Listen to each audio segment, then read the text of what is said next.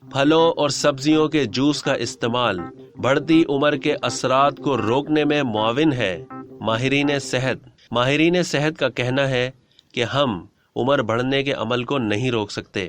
جیسے جیسے ہماری عمر بڑھتی ہے، اپنے جسم اور ظاہری شکل و صورت میں تبدیلی دیکھتے ہیں۔ اس عمل کے نتیجے میں جلد اپنی تر و تازگی اور نرمی کھونے لگتی ہے، جسم میں قوت مدافعت کم ہونے لگتی ہے۔ لیکن اگر ہم تازہ پھل اور سبزیاں استعمال کریں تو پھر اس بڑھتی عمر کے اثرات کو کافی حد تک کم کیا جا سکتا ہے۔ اس حوالے سے متعدد پھل اور سبزیاں اپنے اندر اینٹی آکسیڈنٹس، معدنیات اور حیاتین رکھتی ہیں، جو کہ جسم کے اندر اور باہر بڑھتی عمر سے پڑنے والے اثرات کو کم کرنے میں مدد دینے کے ساتھ ساتھ جلد کو تر و تازہ بناتی ہیں۔ آئیے اس سلسلے میں چند پھلوں کے جوس کے حوالے سے آپ کو آگاہ کرتے ہیں۔ گاجر اور چقندر کا جوس۔ چقندر غذائی اجزاء سے بھرپور ہوتا ہے، جس میں پوٹاشیم، زنک، فولاد، فولک ایسڈ، میگنیز اور وٹامن سی شامل ہے، اور یہ تمام اجزاء خون کو صاف کرنے اور جلد کو صحت مند رکھنے میں کلیدی کردار ادا کرتے ہیں۔ جبکہ دوسری طرف گاجر میں وٹامن اے ہوتا ہے، جو کہ کیل مہاسوں کو ختم کرنے کے ساتھ جلد کی رنگت کو صاف اور اسے شفاف بناتا ہے۔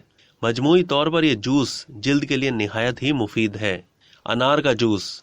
انار میں یہ خصوصیت ہے کہ یہ خون کو صاف کر کے جسم کو صحت مند رکھتا ہے۔ یہ بڑھتی عمر کے اثرات کو زائل کرنے کی صلاحیت بھی رکھتا ہے اور خلیوں کو دوبارہ بنانے میں اہم کردار ادا کرتا ہے، جو کہ جلد کو تر و تازہ رکھنے میں معاون ہوتا ہے۔ پالک کا جوس۔ پالک کے سبز پتوں کا جوس تو ہماری صحت اور جلد کے لیے انتہائی مفید ہوتا ہے۔